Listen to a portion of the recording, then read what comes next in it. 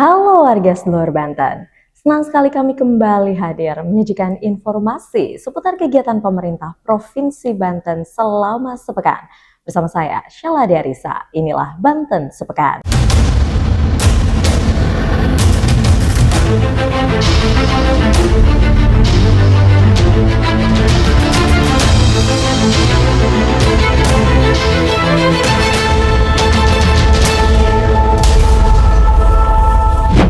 Pengerukan Sungai Cibanten dimulai, banjir dan sedimentasi Karangantu ditangani. Pemerintah Provinsi Banten bersama pemerintah Kota Serang dan BBWSC 3 mulai melakukan pengerukan sedimentasi dan pengendalian banjir di Sungai Cibanten. Penanganan tahap pertama dilakukan sepanjang 1,5 km sebagai tindak lanjut keluhan masyarakat dan nelayan Karangantu terkait banjir serta pendangkalan alur pelayaran. Menurut Gubernur Banten Andrasoni, sedimentasi di jalur nelayan Karangantu diperkirakan mencapai 190.000 meter kubik. Penanganan juga akan mencakup sekitar 80 bangkai kapal yang selama puluhan tahun belum tertangani dan mengganggu aktivitas nelayan. Selain mengurangi resiko banjir, penataan Sungai Cibanten akan terus dilanjutkan melalui penguatan tebing sungai dan penataan kawasan. Masyarakat juga diajak menjaga kebersihan sungai agar upaya pengendalian banjir dapat berjalan lebih optimal. Penanganannya kurang lebih sekitar 1,5 kilo untuk di Muara, dan ada beberapa penanganan termasuk lanjutan dari Sukadana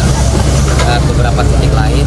Harapan kita semoga pelaksanaan ini bisa berjalan dengan baik. Kita lihat sendiri ada kurang lebih sekitar 80 bangkai kapal yang sudah bertahun-tahun, berpuluh tahun tidak tertangani dan menghambat alur berlayarnya para nelayan. Juga sedimen yang luar biasa tebal ya, yang diperkirakan ada sekitar 190 meter kubik, 190.000 meter kubik yang akan ditangani. Semoga pekerjaan ini berjalan lancar. Mohon dukungannya kepada seluruh masyarakat, khususnya para nelayan yang kemungkinan terganggu dengan aktivitas ini. Diperkirakan beberapa bulan penanganannya, dan saya mohon untuk masyarakat mengawasinya agar pelaksanaan program ini bisa berjalan dengan baik. Dan kita minta juga kepada masyarakat untuk sama-sama menjaga sungai kita. Putra Pandeglang jadi kapten Timnas Futsal U17 Indonesia. Kabar membanggakan datang dari Banten. Ibnu Alan, putra asal Labuan Kabupaten Pandeglang, dipercaya menjadi kapten Tim Nasional Futsal U17 Indonesia yang akan berlaga pada Turneo 6 Nation U17 di Spanyol. Gubernur Banten Andrasoni hadir langsung memberikan dukungan kepada skuad timnas saat menjalani pemusatan latihan. Penunjukan Alan sebagai kapten menjadi bukti bahwa talenta muda Banten mampu bersaing di level internasional. Sebelumnya, ia turut membawa Indonesia menjadi juara ASEAN Cup Futsal U16 dan meraih penghargaan pemain terbaik. Menurut Andrasoni, prestasi tersebut menunjukkan bahwa kerja keras, disiplin, dan semangat berlatih dapat membuka jalan bagi siapapun untuk meraih mimpi. Di Spanyol nanti, Indonesia akan menghadapi sejumlah tim kuat dunia seperti Spanyol, Brazil, Prancis, Portugal, dan Maroko. Keikutsertaan Timnas U17 sebagai satu-satunya wakil Asia di ajang ini diharapkan menjadi inspirasi bagi generasi muda Banten untuk terus berprestasi dan berani membawa nama Indonesia ke panggung dunia. Saya menyaksikan proses latihan hari terakhir dari Timnas U17 yang insya Allah akan berangkat ke Spanyol mewakili Indonesia. Kebetulan juga ada atlet dari Banten, atlet dari Pandeglang, tepatnya dari Labuan, Alan, juga terpilih menjadi salah satu, dan saya mendengar beliau jadi kapten di tim ini. Dan sebagai Gubernur Banten, saya ingin langsung memberikan semangat, selamat kepada Alan untuk prestasi yang dia raih, bisa menjadi salah satu atlet U17 di Republik Indonesia. Saya berharap prestasi Alan terus berkembang, tumbuh, karena anaknya masih kelas 10, dan agar proses ini menjadi bagian dari Alan menuju prestasi terbaik nanti. TNI dan rakyat bersatu, Banten semakin kuat. Kedekatan TNI dengan masyarakat menjadi salah satu kekuatan penting dalam menjaga keamanan sekaligus mendukung pembangunan daerah. Wakil Gubernur Banten Ahmad Dimyati Natakusuma berharap semangat kemanunggalan TNI dan rakyat terus diperkuat melalui program-program yang langsung dirasakan manfaatnya oleh masyarakat. Menurut Dimyati, berbagai kegiatan seperti TNI Manunggal Membangun Desa, Karya Bakti, dan program Padat Karya telah memberikan dampak nyata. Selain membantu percepatan pembangunan, program tersebut juga mempererat hubungan antara prajurit TNI dengan masyarakat. Kehadiran Babinsa dan Ramil di tengah warga dinilai turut menciptakan lingkungan yang aman dan kondusif. Melalui apel Ramil dan Babinsa terpusat Korem 064 Maulana Yusuf, sinergi antara TNI, pemerintah daerah dan masyarakat kembali diperkuat. Kolaborasi ini menjadi modal penting untuk menjaga ketahanan wilayah, mempercepat pembangunan hingga tingkat desa, serta mewujudkan Banten yang aman, kuat, dan semakin maju. Saya berharap TNI tetap solid, TNI tetap kuat, dan TNI manunggal bersama rakyat. Sekarang udah manunggal banget nih.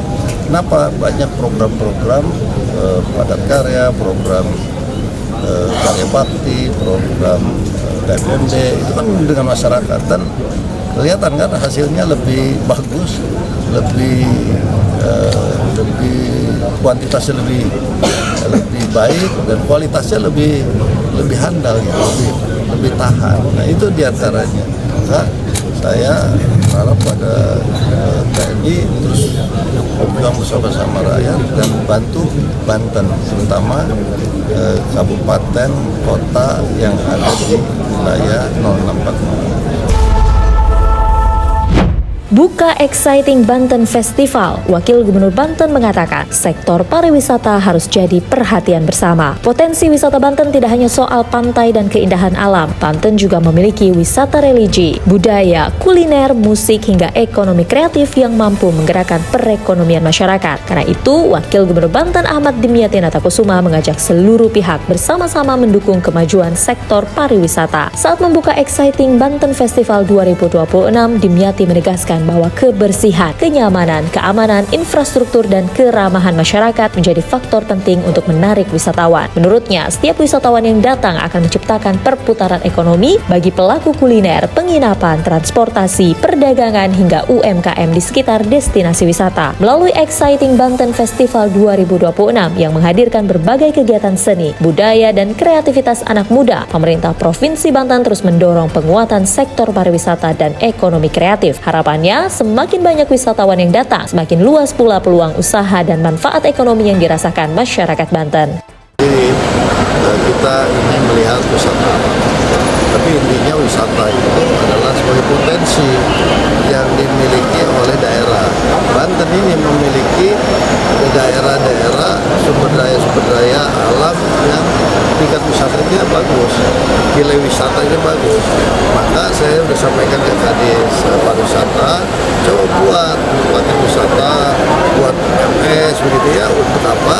Untuk apa nih yang harus didukung? Misalnya ke daerah wisata tersebut masalah infrastruktur, kita bangunkan infrastruktur ke sana.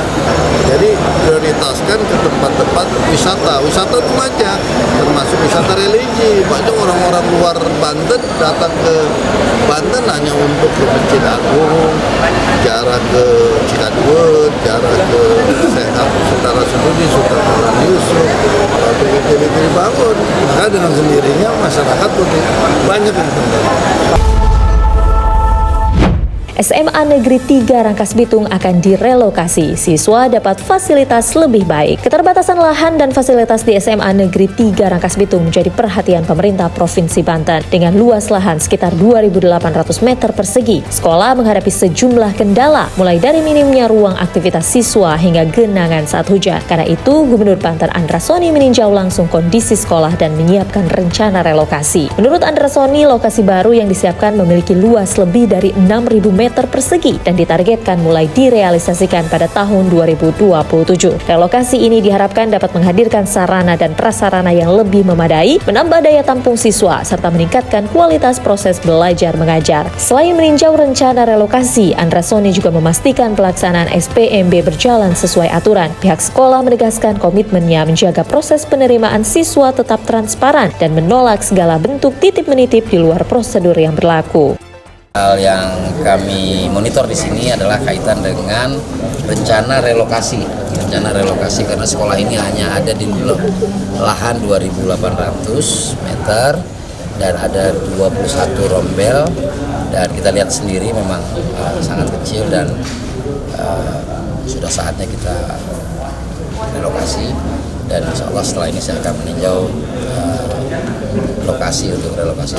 Harapan kita adalah supaya daya tampungnya bisa semakin besar, dan kemudian tentu kualitas proses belajar mengajarnya dan juga meningkat karena memang punya ruangan yang cukup, punya fasilitas yang cukup. Dan kemudian sejak 2017 kita juga terus membangun sekolah-sekolah, tapi kita sadar bahwa sebanyak sekolah yang kita bangun pun rasio antara lulusan SMP dengan yang SMA, SMK masih belum sebanding, maka salah satu alternatif kita adalah program sekolah gratis tadi. Infrastruktur Banten diperkuat. Pemerintah Provinsi Banten ajukan 50 ruas jalan melalui IJD 2026. Pemerintah Provinsi Banten terus mendorong pembangunan infrastruktur jalan untuk memperkuat konektivitas antar wilayah. Pada tahun 2026, Gubernur Banten Andreas Soni mengajukan 50 ruas jalan ke Kementerian Pekerjaan Umum melalui program Inpres Jalan Daerah atau IJD meningkat signifikan dibanding realisasi tahun 2025 yang mencakup 9 ruas jalan. Menurut Andreas Soni, program IJD telah membantu memperlancar mobilitas masyarakat, distribusi barang, serta mendukung aktivitas ekonomi dan pertanian. Karena itu, pemerintah Provinsi Banten mengusulkan lebih banyak ruas jalan agar manfaat pembangunan dapat dirasakan lebih luas oleh masyarakat. Saat ini seluruh usulan masih dalam proses verifikasi oleh Kementerian PUPR. Jika disetujui, pembangunan 50 ruas jalan tersebut diharapkan dapat mempercepat pemerataan pembangunan, meningkatkan akses masyarakat, mendukung swasembada pangan, serta menekan biaya logistik dan distribusi hasil pertanian di Banten. Alhamdulillah Provinsi Banten mendapatkan alokasi 9 ruas dengan anggaran sebesar sekitar 110 miliar. Dan alhamdulillah setelah selesai dikerjakan, salah satu tadi yang ditampilkan, yang diterumbu, salah satu yang ditampilkan. Dan tahun ini kita mengusulkan kurang lebih sekitar 50 ruas total seluruh Provinsi Banten, kabupaten kota. Dan kita sedang menunggu dari pemerintah pusat terkait dengan alokasinya. Harapannya adalah bagaimana konektivitas antar wilayah bisa terlaksana. Salah satunya adalah dengan bantuan Presiden melalui IJD, dan juga program-program dari kabupaten kota masing-masing, serta juga program dari pemerintah provinsi. Semoga semua dilancarkan dan kita mengikuti tahapan-tahapan atau prosedur-prosedur dari Inpres Jalan Desa ini.